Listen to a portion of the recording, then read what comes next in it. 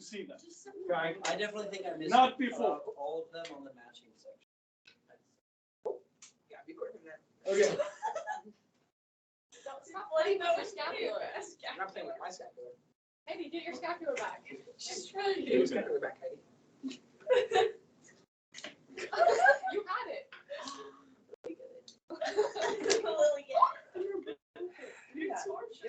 Heidi goes. Okay. Just give us scapular. Huh? This. It's 28 minutes. We can skip ahead and I'll just go back. Well, yeah, I mean, I'm not going back over all this crap. Oh, okay. It's on you people, okay? Listen, it's 28 minutes. You don't want to watch it, don't watch it. You won't have any context. But as Latham said during third hour, he said, I thought the test was easy. I think you could just study the notes. I don't need to watch the videos. I'm like, that's fine. Okay? Now, if you want context, if you want good stories to go along with this crap, then watch the video or come to school. Okay? But I'm going to teach. Okay? Now, FDR, he's a Democrat. He's from New York. He's a liberal. Okay? He's going to have trouble getting votes in the South, even though the South is Democratic. He's from New York. Okay? The South, they don't like New Yorkers. So he picks Gardner as his vice president. Now, we're going to look at his cabinet because it's an important one. Now, what did they call Harding's cabinet? Ohio. Okay, so Ohio gang versus the Brain Trust. Who comes up with these labels? The media. Yeah, the media, right? So what do you think? Does the media like Roosevelt? Yes. Yeah. Okay. Now, first woman cabinet member, Frances Perkins. Harry Hopkins, probably his closest advisor. He's like a chief of staff. Okay. Hopkins is going to be with him from 1932 all the way till his death. Okay. In fact, I think I might have said this, Lola. You can tell me. Churchill, in one of his biographies, talked about anytime he wanted to talk to Roosevelt, he had to go through Hopkins first. Okay? Now, this New Deal, there's Hopkins, and this is Frances Perkins. Okay? Turn in the page. Okay? Roosevelt was paralyzed. Polio. Okay? Not malaria, polio. Okay? Now, guys, paraplegics, crippled people is what they used to call them, cripples. Okay? We didn't have the American with Disabilities Act until 1991, where we set up situations where people in wheelchairs and so forth could get around. Okay? You guys remember when we talked about Woodrow Wilson? Well, not much, but any of you guys that did the first assignment on eugenics and Woodrow Wilson, okay? Listen, people like this were looked down on. They were seen as weak. For Roosevelt to run for governor of New York first in a wheelchair, and then President of the United States says a lot about the man himself. He's willing to put himself out there. Now, he asked that photographers not take pictures of him in the wheelchair. And you know what? They complied. You'd be hard-pressed to find pictures of him or video of him in his wheelchair. Okay? He also smoked. Okay? Did you guys know Obama smoked? Most Americans didn't know that. And guess what? Most Americans didn't know Roosevelt was in a wheelchair. Yes, a lot of Americans didn't know it. Now, he could stand up like this. He took his son with him everywhere. Okay, and his son would be by his side helping him, but he could stand at a podium. He had these strong metal braces on his legs, so he could stand, hold the weight of his body. Now, he'd fall over if he didn't have something to hold on to. Okay, so yeah, I mean, it was kind of a secret, but it wasn't really a secret. Okay, but listen, a lot of you people don't watch the news. You don't know what's going on. Okay, this is President Roosevelt. Okay, a lot of people didn't know he was crippled. Okay, now listen, I'm not a fan. I'm not a fan of Roosevelt. Okay, but let me tell you something. he was a great president. Okay? He led us through the Depression. He's going to lead us through most of World War II. Okay, now I disagree with the guy on a lot of things, but I still recognize him as a great American president. Okay, so when we look at him, you know, my dad hated Roosevelt. My dad was born in 1929, so Roosevelt became president in 32 when he was 3 years old, and was president until my dad was, you know, a teenager. Okay, my dad and his dad, they didn't like Roosevelt. You talk to most people that lived in Kansas, they liked Roosevelt. I mean, he was elected 4 times. Okay, so, you know, some people didn't like him. Most people did. All right. Did I talk about how he had a mistress, Lily? Yes. And his wife. And his wife had a mistress. Wait, what? Lesbian. Wait, A what? female mistress. So they each had separate mistresses? or They had both the had female mistresses. separate? Yes, separate. Did they know about them? Yes. Oh, wait, Eleanor was So it was an open relationship. Now, they were married and they had kids. Yeah. But then in the later years,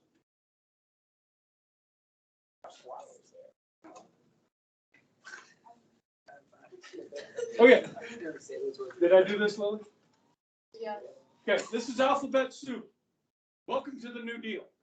The CCC, the WPA, the TVA, the PWA, the FDIC, the NYA, The USA. NRA. the NRA, the TVA. Okay, guys, there's a bunch of these, and guess what? We're going to learn them. All of them. You're going to see the size of the U.S. government under Hoover go from this to this in really short period of time. Like the first 100 days of this administration, there will be more government growth than we've seen in maybe a century. Okay? Now, the idea is to tackle this depression. Now, we can debate whether the New Deal worked or not till we're blue in the face. Okay? It did not bring us out of the depression. A combination of World War II and maybe the New Deal brought us out of the depression. Okay? Now, what the New Deal did during the Depression was help people. So, what the New Deal tried to fix were the symptoms of the New Deal. The homelessness, the hunger, the unemployment. So it's like a Band-Aid to try and, you know, fix some of the symptoms. Fixing the underlying issues of the economy, that was not achieved through the New Deal. Now, much of what we're going to see here, guys, is socialism. Okay? Call it what it is. It's socialism. Now, that's one of the reasons why people don't like Roosevelt. But if you look at this in a different way, the fact that we use socialism to help with the depression, the symptoms of the depression, it kept us from becoming more radical and going much further towards communism or towards fascism as Germany did. So it gave us a situation where we held on to our capitalistic democratic system so that once it was over and the war was over, we could return to prosperity.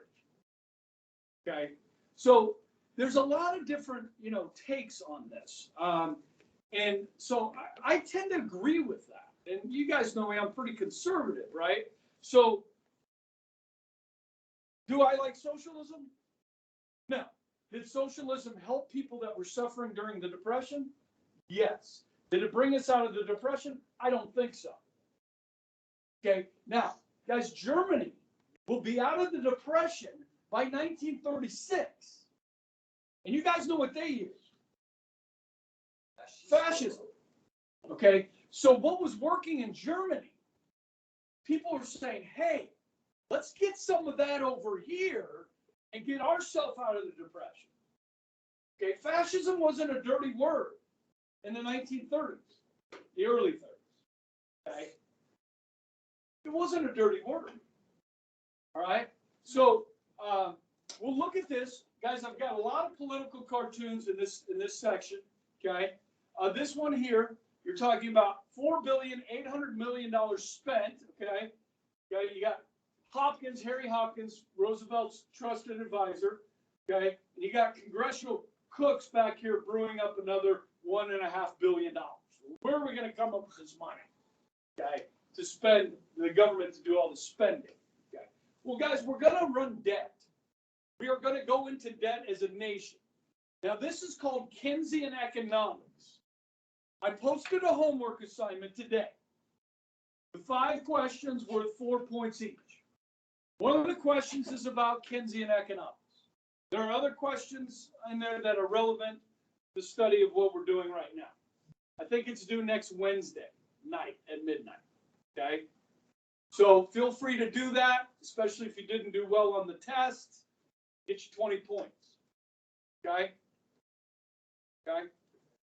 All right. Now, that's the short version. Sorry, Lily, and those that watched it. Okay? So the first 100 days, I didn't do this, did I? Yeah, you got the yellow side. Oh, shoot. Okay. First 100 days, they passed the 20th Amendment. We learned this last semester, government students.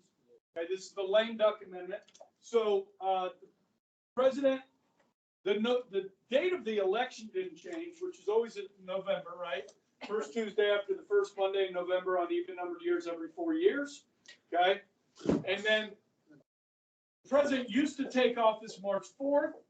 Okay. They shortened that to January 20th because we didn't need that much time. Because John Adams, the first to live in the White House, got there by horse. Okay, now we have airplanes. We don't need that much time between the election and inauguration.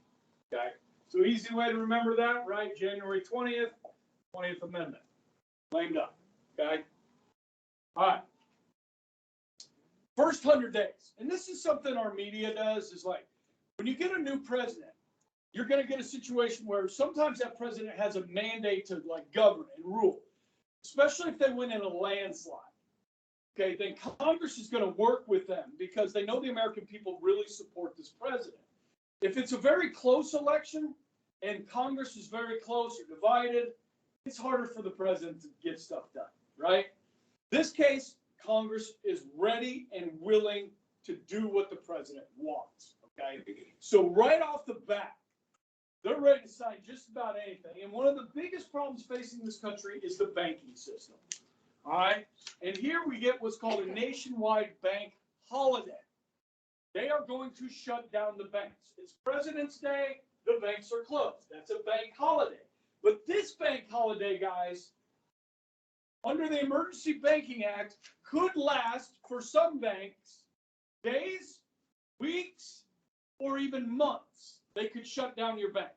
They're going to send the executive branch, the Treasury Secretary, Henry Morgenthau, in to investigate your bank and reopen it when he sees fit.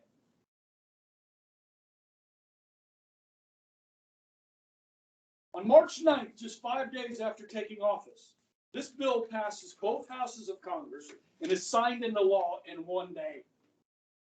That's very rare. Okay? So the Secretary of Treasury is Morgenthau.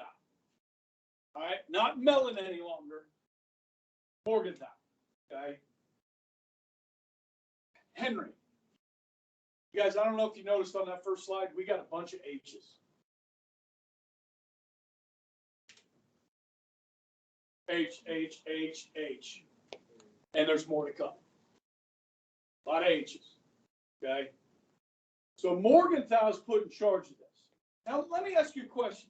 Most of you have had government. Does the executive branch of government have the power to go in and shut down private businesses, investigate them, and only open them when they see fit? No, they don't have this authority. Yet they do it anyway.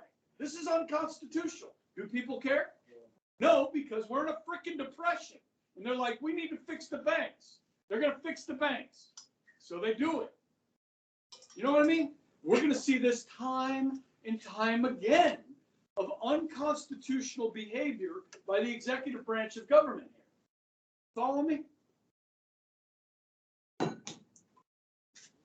But we are in a crisis. And anytime you have a crisis, guys, we cede more power to the government, especially the executive branch. Yes?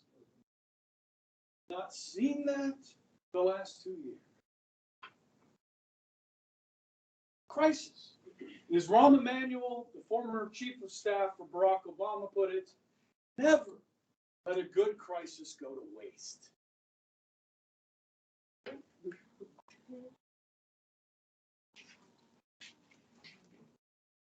Go back to 2009 and watch Obama's speeches.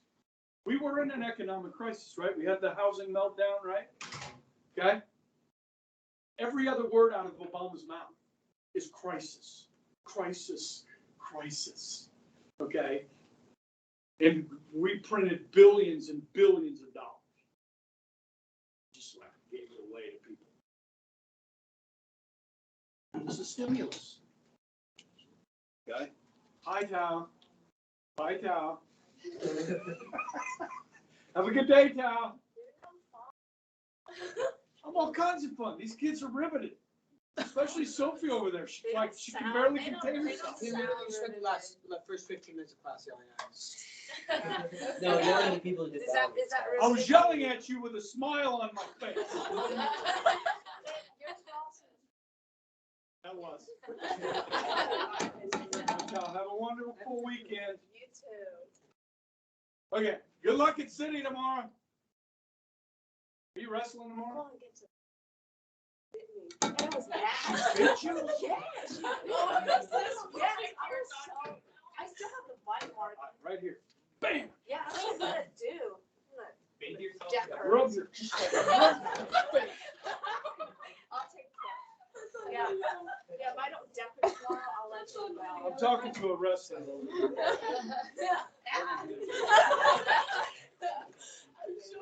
Bye, Tom. All right. So. No, just the funny part to tell her to watch, and she's stuck laughing. Hey, I got parents that watch this stuff too, Lily. He's got like I 74 understand, and you subscribers just now. did whatever that was. Hey, you guys need to subscribe. I did. My dad watches the video. My sister watches. I'll look at it, I'm like, these are my views, but I only had like 4 people missing, but I've got 10 views. I'm like, Shout her out right now and see People if are she's watching. shout her out and see if she messages you. subscribe. Who? Your sister. Okay, Michelle, if you see this, yeah, text me. Okay. All right, so Roosevelt goes on the radio. Okay, now did Hoover use the radio? No. Yeah, sure he did.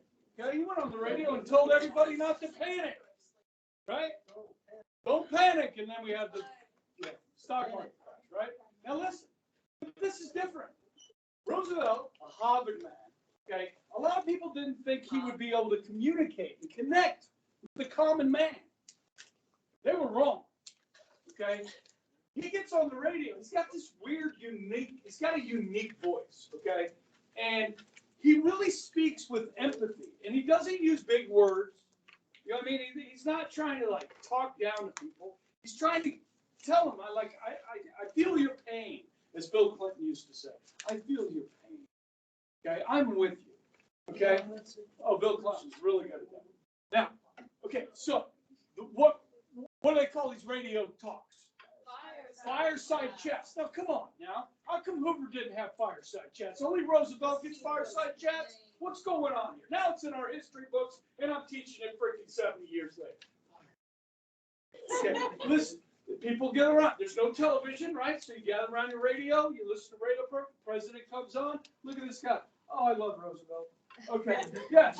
It's all the media. It's all this, Okay.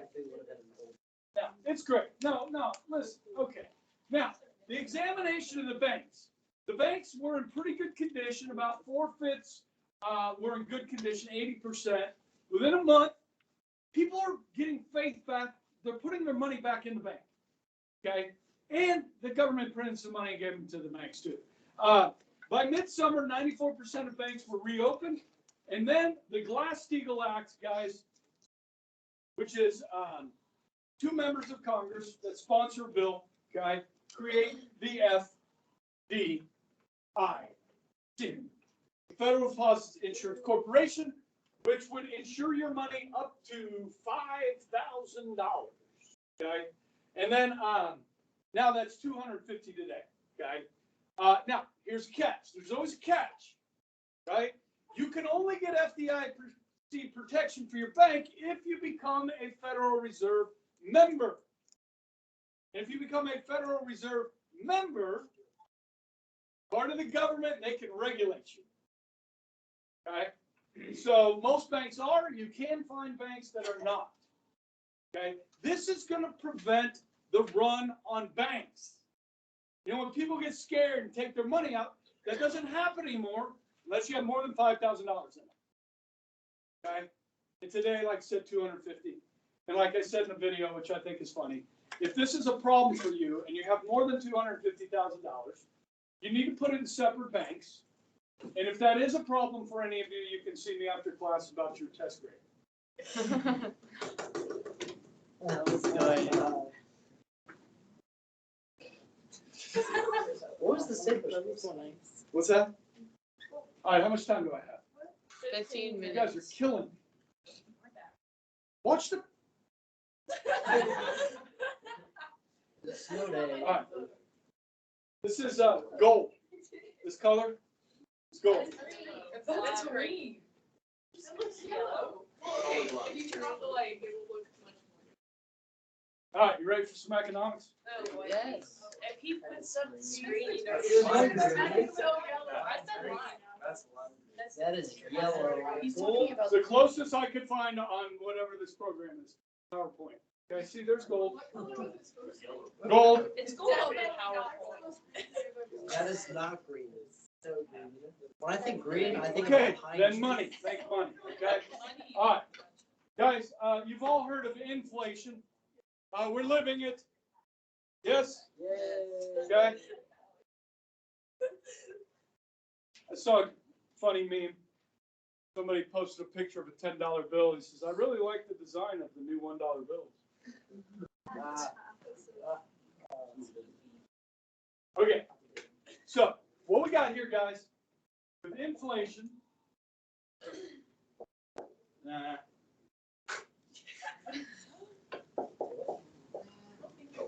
Just get it like a position.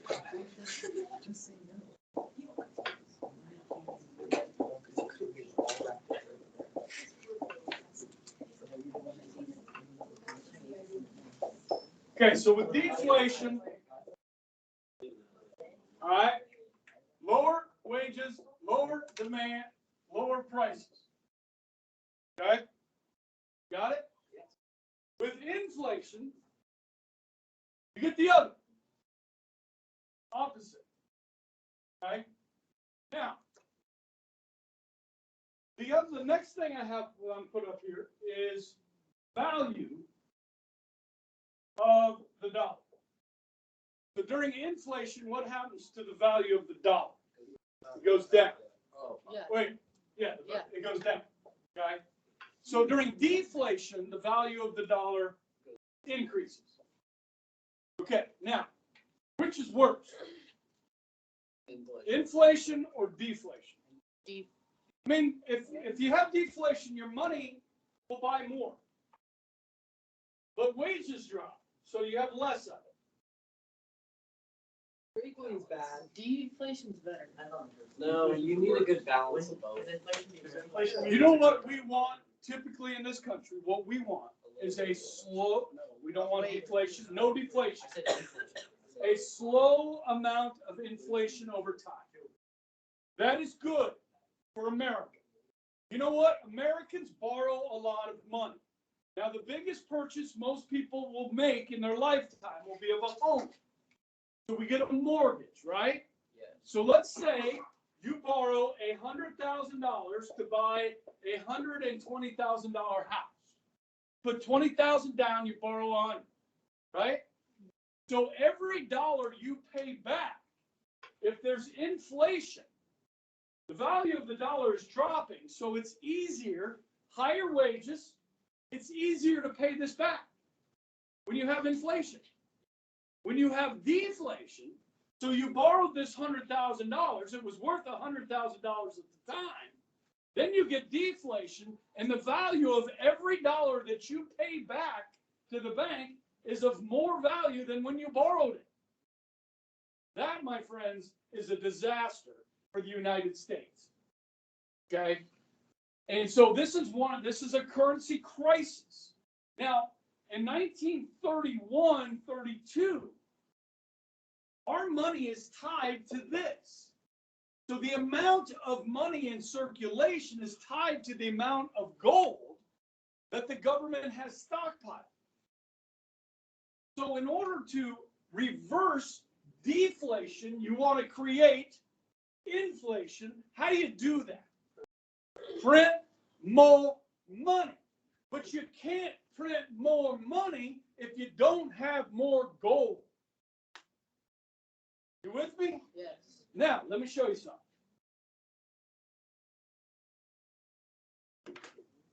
These are gold coins. Did they recall? Yes, they did. Okay. Now, this is a quarter eagle is $2.50, a half eagle $5, an eagle worth $10, and a double eagle worth $20. Okay. On the next slide, these are gold certificates. Sorry, I don't know why this. Okay. It says at the very top here, gold certificate. Okay. So you can go to the bank with this, and it's got Grant on it, like our 50 today. Okay. You can go to the bank with one of these gold certificates and go get 2 double eagles and an eagle, real gold, in exchange for this. Guys, you like carrying around a bunch of change in your pockets? No. Lily, Max Colby has 0 coins in our thing. That's You need to get on that. Okay. Now, I was down there bringing up some, like, we literally have no coins in there. Okay. We're way behind. Okay. Okay. Now, so, see this? It says gold certificate. Okay, so like Lipinski was saying, they are going to require all gold coins be returned to the banks. Okay? And then the government's going to take all that gold and print more money. But guess what, guys? It's not enough. It's not enough. Oh, it's a criminal offense. Okay? So that's what I have here. It's this article. Check this out. Oh, wait, is that the one with the lady cow and the really old where it's kind of valued as a judge to So, his grandpa got a safe deposit box somewhere, some gold coins in it. Okay. 80 million and oh. Okay, so yeah, so these people, their grandpa died, okay, and they found how many?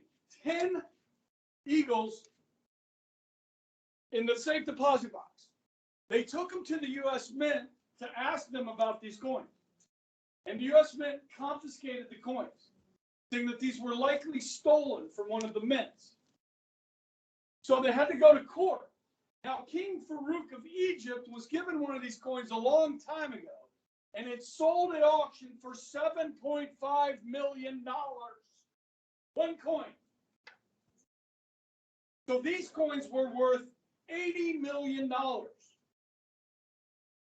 And they lost. The moral of the story. Don't Go to the U.S. Mint if you have one of these. Okay? Now, what you can do if you want to sell it, teaching you how to break the law.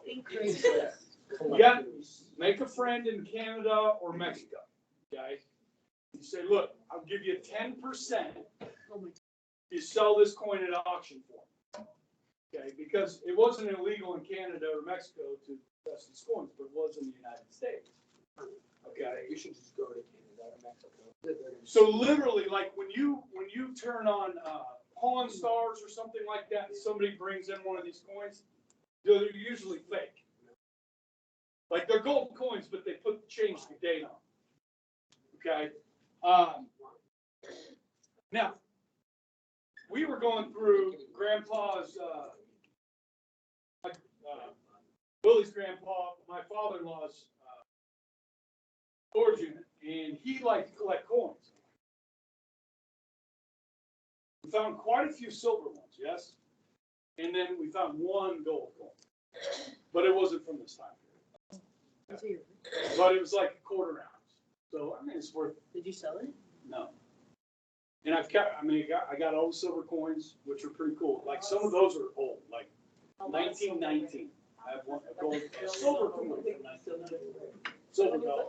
So were people in like 1930s just walking around with these in their pocket? Up till 33. And then everybody had to turn them back in. Literally you could walk around with these gold coins in your pocket. But people didn't like to do that, so they used the gold certificates. Okay, so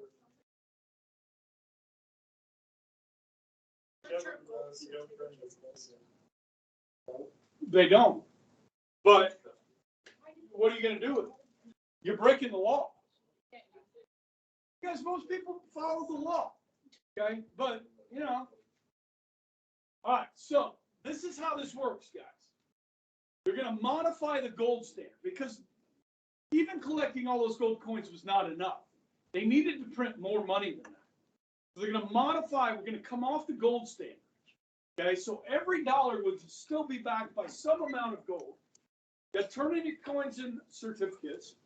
People would receive in return Federal Reserve notes. So if you look at the top of your money, the very top says Federal Reserve note. Okay? You have a one? Give me I'm passing around. No, you're not.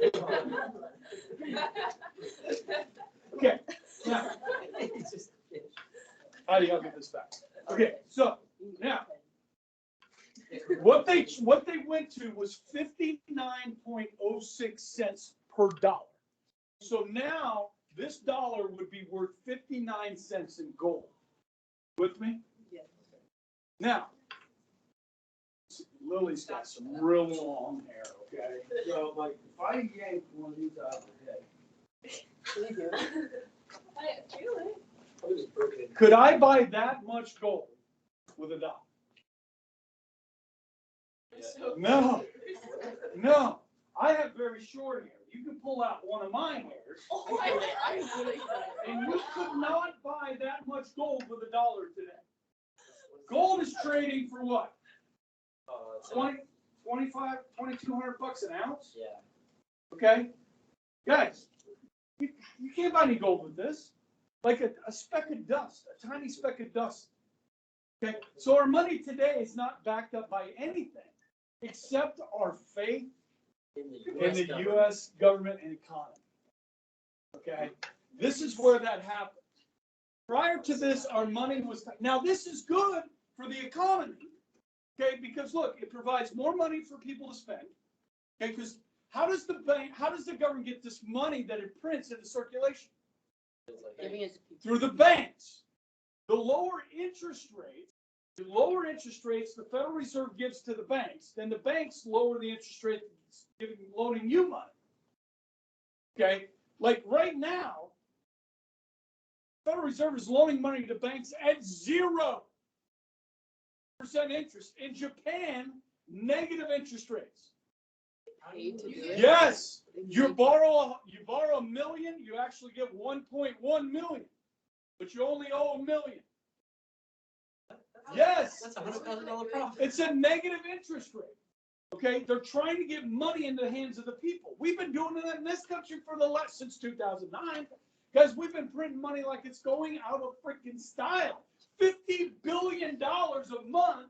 You throw COVID in there, and let's just start tracking on zeros, baby. We hit 30 trillion, by the way. Ooh. I don't know if you heard that. Let's go for 300 trillion. We hit 30 trillion, Wait, okay, in debt. Oh, okay. Yeah. Now, what this does, listen, when the value of the dollar shrinks and we're trying to sell our goods overseas, does it make our goods cheaper to buy? Yes. China's really good at this. They manipulate the yuan, their currency. They devalue it, so it's cheaper for people to buy their crap. Okay? We're good at this just through our Keynesian economic policies. Okay? Now, this raises prices at home, decreases the burden of debt, and this is the big one. For all those people that are struggling to pay their mortgages, their car payments, all this other stuff, inflation makes it easier for Americans to pay back those loans because it's easier to get your hands on these. Okay? Wages are up. Easier to get your hands on these. Okay? Now, if you are a bank and you loaned out money, and the rules of the game are the money is backed by gold, we loan you this money, you pay it back. Now all of a sudden, the money that you loaned out that's coming back to you is worth half of what it was when you loaned it. So for banks and lending institutions, this is changing the rules of the game in the middle of the game. Well, no, you just don't get back money that's as valuable as what you lend. You're getting hope if you're a creditor. If you're a debtor, this is good for you. Okay? So bondholders, creditors call it legalized robbery. Okay? But for the people that owed money, this was good. Economics 101, inflation, deflation. Deflation sucks. Inflation, high inflation, which we got the highest inflation we've had in 40 years. Like when I like, man, you know, it's not good. Not good. So, and I don't see it getting better. Now, if we don't pass Build Back Better, that should help. But if we pass Build Back Better, $3 trillion, Biden's thing. It was a total of Hey, y'all have a lovely weekend.